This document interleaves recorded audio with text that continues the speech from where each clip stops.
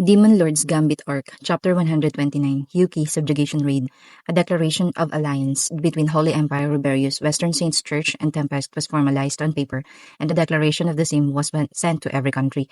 These kinds of formalities are normally truly tedious, but having the leaders calling the shots makes it all much easier.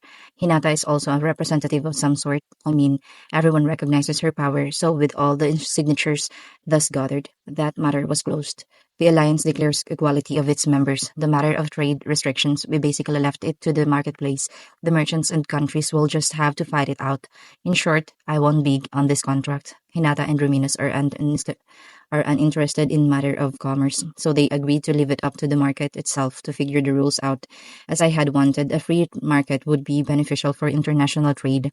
Translator's notes. Do we have any economy majors who can comment on Rimuru or Otter's claim that removing trade restrictions completely will be so beneficial? Smog's notes. Oh my god. Smuggy's notes. Well, if there is no trade protectionism, consumers will be better off due to a larger diversity of goods and potential at a higher and cheaper prices, since firms will have to compete even harder in the larger market in terms of quality and productivity. While infant firms will face problems, large successful firms such as Rimurus will benefit from the wider range of consumer, as well as the lack of taxation needed when trading within the trading bloc.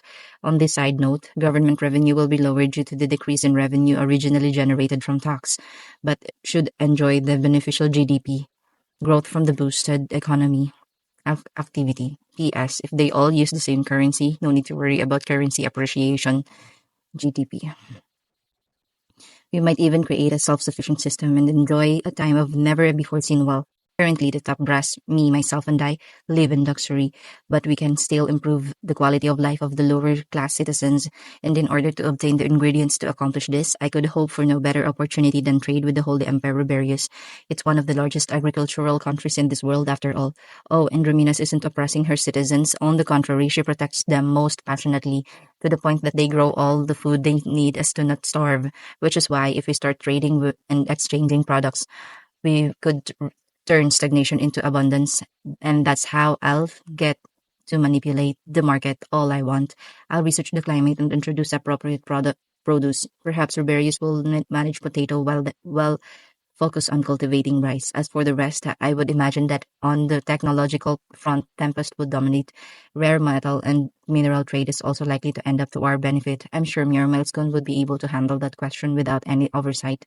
The vast lands to the west, compared to those of the Eastern Empire, are terribly infertile. A battle between demon lords took place there, and the magical energy released eroded the nutrients in the soil. But if you think about it on the flip side, you could actually use the land to grow special products that require such magical energy density. And if we leave it at is, and if we leave it as is, these suns are bound to swallow up Reberius eventually. Romina seems to be of the mindset that she'll just up and leave for another land, but I can't say I support her plans. Isn't it better to put the land she already has to its full use and seek true coexistence? When I pointed this out and offered to send some agricultural specialists there, we do not mind something so trifling. We can leave fully to you. She replied as if she didn't care. I imagine her underdwellers won't accept my interference so readily, but the citizens above ground don't particularly mind. So I requested her to make a formal written request, and thus Tempest gained an official way into human society. But she did insist on one condition. I was to allow vampire nobility to participate in this research conducted with the dwarfs and Sarion. From what she said, although the above ground dwellers are rather ignorant, her underground citizens are quite advanced. After all, being targeted by angels is particularly annoying. Accordingly, we conduct the most important research underground. We are biased, but it's true. Among the demon lords, we are the most educated, she said. Even more than the elves, vampires have extremely long lifespans. Moreover, particularly high vampires don't even need to suck blood, but directly consume human life energy. And with so much time on their hands, the vampires can't help but spend it doing and researching what they enjoy the most. So I'm pretty certain that even if they participate in our research, it will be mostly on a whim. Few of them, those called nobles, can stand sunlight. These nobles will be able to continue their research in just about any facility. Thus, it seems I will be able to allow those nobles to participate without any problems. Well, considering the horse that Romina's rode to get here, I can attest to their technological skills. I think this will be beneficial to both parties, as we're Satisfied with these terms, we exchanged promises on this matter. As for the Western Saints Church, obviously their creed is the main problem. For now, notices were sent out to all those currently outside of the capital, notifying them that I was by no means a dangerous existence. It's actually kind of surprising how much money and power this organization has. It's a big deal to get their backing. Currently, there are rumors going around the Tempest had fought with their knights. However, thanks to us not utilizing enough funds to appear appealing to them, we were able to prevent total collapse of diplomacy. The fact that we hadn't killed a single knight also helps. So instead, we manipulated the rumors to be thus. We didn't fight the knights. They came over, we talked, they realized we weren't a danger, and left content. In short, we changed their background from invaders to ambassadors. Those few who know the truth must be scratching their heads right now. I got it. You actually want me to go around spreading such rumors, don't you? Fuse exclaimed, quite distraught. Thank goodness he understands quickly. But seriously, Fuse just has the perfect timing. I don't even need to call him. He'll appear when and where I need him just in time. Maybe I should treat him to a meal. Can I ask you to do this? I would be very grateful. Hinata looked at Fuse and added, "Oh, of course, please leave it to me. I will carry out your request with haste. I will show you that you were not mistaken in placing your trust in me. You were definitely correct in trusting me." With a bright red face, passionately grabbing his chest, Fuse replied, "So why was he being so redundant? Is it so important that he had to say the same thing twice? I'm pretty sure anyone would have understood his response. I bet he has already fallen for her. Well, his target is so high it's unattainable. Thanks, I'll leave it to you." Tuesday was raring to go after hearing her response. What a simple guy. I guess I don't need to treat him to a meal now. Well, in short, that's how we established this alliance. Figuring out the minor details I left to Rigordo and Miormas. It will be easy to expand military now, so this is grand progress. The problem before us, however, is how we should deal with the Freedom Association. No, let me be clear. How should we conduct this UK subjugation raid? Now then, we can leave the matter of the alliance in at that. The problem before us is how we should deal with the Freedom Association, right? Considering that almost every country has a Freedom Association branch, the question is how far does the headquarters influence span? With regards to that, allow me to explain. Fuse said and began his explanation. Every country's big or small relation to the Freedom Association's headquarters. Though we were we more or less understood from his previous brief explanation, I decided to have him go into more details. According to him, there are observers in every guild making communication between Central and the branch easy. Of course, these observers also carry out Yuki's will. As for others potentially controlled based on personal experiences and lack of any other person working in the branches for Central, there ought to be a few. In the end, we believe that he can only use mind control if he directly meets a person. Fuse concluded. Thought guidance, the simpler skill, merely obstructs some thought patterns or suggests others. It's a skill that is slightly superior to that of a swindler. As such, we could protect against further dissemination should we have an opportunity to study the skill, but considering that people will always be swindled, we really can't protect ourselves against it with absolute certainty. In other words, we really can't solve this problem right now, so let's get back to it later. The problematic skill, mind control, requires an implementation of a cursed crystal into its target. The cursed crystal, in return, binds the target on its very soul. I wonder though, could a person thus bound then infect others? Impossible. I, who was similarly controlled, can testify to that extent. His power is by no means omnipotent. Were it so, all the Templars would have long been his servants. Hinata refuted that hypothesis. Fuse was surprised at the sudden revelation, but said nothing and instead took out some files.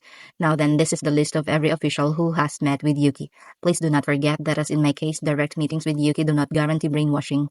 The file mentioned just that. True, Fuse had met with Yuki but was not brainwashed. Was he ignored because his country is small?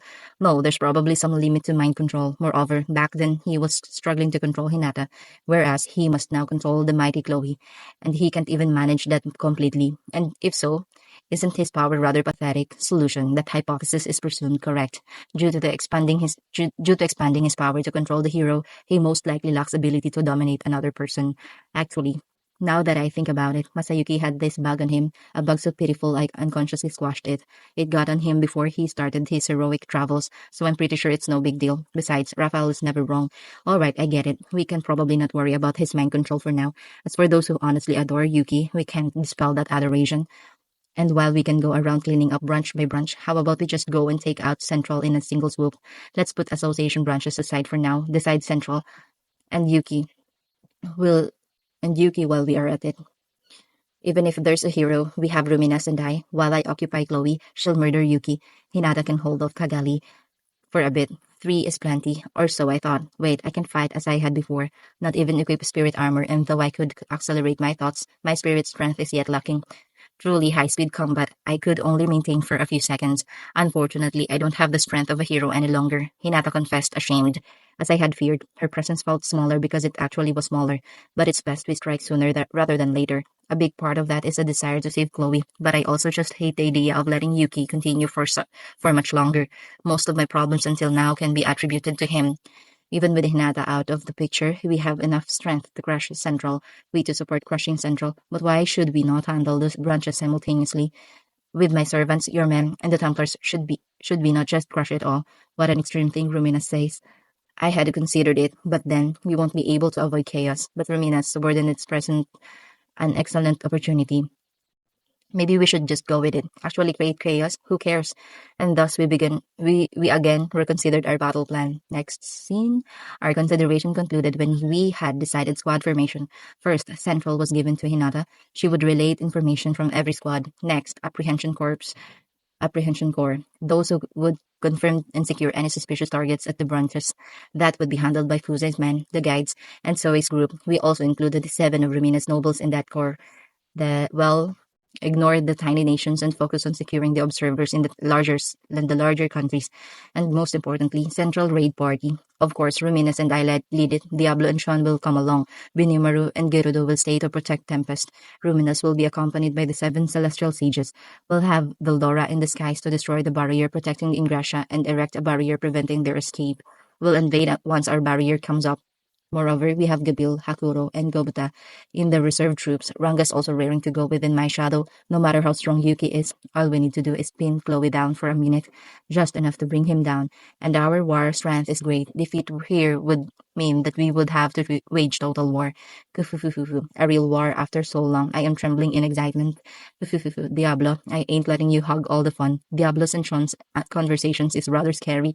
These two should be more than enough to handle Kagali. Ruminas has declared that Yuki is her prey alone, but Sean and Diablo will join in to help after they defeat Kagali. I will fight Chloe. I don't want to hurt her, but her actual strength is unknown. Underestimating her could lead to my defeat. According to Ruminas, though we don't want to admit it, she is probably stronger than we. If you let your guard down, even you could perish, she said, though I can't help wondering just how strong she is. All present are certain that with some tactics I could keep her occupied long enough. Besides, killing Yuki solves all the problems. I would have wanted to talk to him briefly before killing him, but sadly, we don't have the time to chat. In order to save Chloe, we need to kill him real quick. If Chloe is stronger than I expect, I'll have Eldora and Dranga join. I won't let my guard down, and we'll slaughter Yuki and save Chloe. Having thus decided on our battle plan, we swiftly moved to implement it, and after so heroically constructing a plan, it failed. No, the entire plan did not fail. Yuki simply had fled from Central. By the time Voldora set up a barrier and we had invaded, Yuki was long gone. Surprisingly, he abandoned Freedom Association headquarters and fled. A position of power he spent 10 years creating, he abandoned without a second thought. It just shows how capable of an enemy he is. Since the point was to prevent any of his further manipulation, this plan was a failure. Of course, we could not save Chloe either. But if but it was not a total waste. Though even the observers had fled by then, we made sure no royalty or ruler was under his thought manipulation. Those who we rescued, and thanks to Templar presence, we could quickly pin all evils and crimes on Yuki. As a result, we were able to quickly contain chaos and return every nation's guild to working order. Thus, although the plan failed, we completely eliminated Yuki's dominion. Furthermore, we were able to lay foundation for the Tempest embassies in more countries. That is, we cleared the infected regions and strengthened ties with them, and the Western Saints Church very conveniently filled all the vacancies in the Freedom Association with our people. Though it wasn't what we planned for, we didn't lose anything either, other than letting Yuki escape. We actually did pretty well. For the time being, in Grasha Kingdom and other council, nations may be slightly chaotic, but as things settle down and Yuki's crimes are revealed to the public, more and more nations rise in anger against him. That I must completely attribute to the power of faith in the Western Saints Church. We have also been officially recognized, though not as a council nation member, but certainly we've been accepted. In other words, we now negotiate with many more countries than we did before, since we aim to coexist with humans. This is a big step forward for us. In the future, when we fight the Eastern Empire and Yuki, the nations surrounding Jura Forest will probably be involved as well. So I want to seal some military alliances with them, though though we let Yuki escape, we improved our ability to oppose the Eastern Empire. Eastern Empire advances by forcing other countries to assimilate. There's a need to oppose that force. To that end, other countries won't be able to ignore Tempest. Thanks to this incident, these countries are bound to use newly developed diplomatic ties to create a mighty military union. Wealth, technology, and power. Tempest is fated to rise to be the epitome of this, but that's a story for later. For now, I only grieve that our Yuki subjugation raid failed. End of chapter 129.